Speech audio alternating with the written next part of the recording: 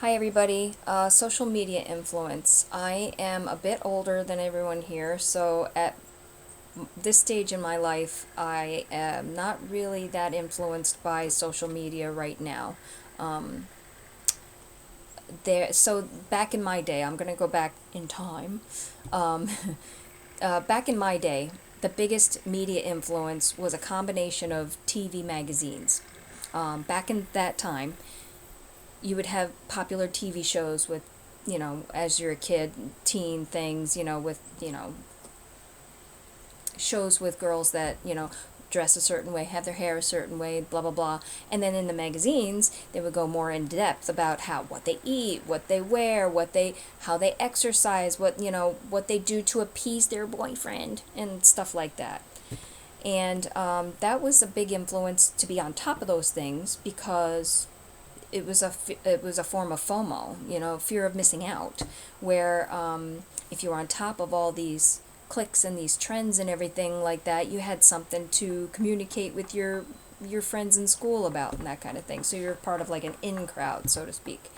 You were modeling the behavior by, wearing what they wear, keeping your hair long, or wearing a certain color, or using a certain makeup, that kind of thing. And it was pro-social in a way that it was something to talk about back and forth with your cohorts in school, I suppose. And the process of the observational learning process, of course, is watching the show and reading the magazines, seeing what they do, and then kind of mimicking, their voices, their movements, their hair, their clothes, what they eat, and so on. And then becoming those people. So you would watch them, wear what they do, wear so on and so forth, and kind of become them, become something else.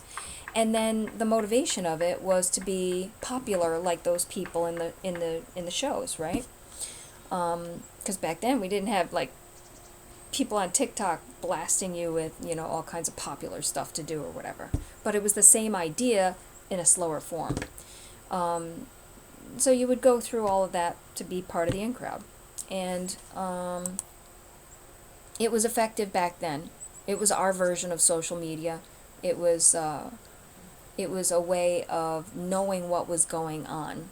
You didn't know it as much as you do now. And the takeaways, uh, paying attention. I have a questioning sort of mindset now.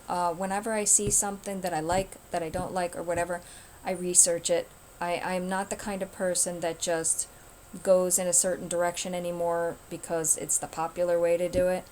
Um, I challenge everything now, so I'm in a different mindset at this point.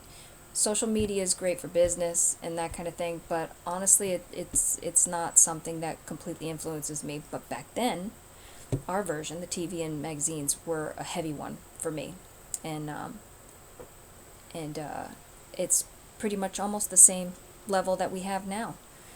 But that's my example, and thank you very much.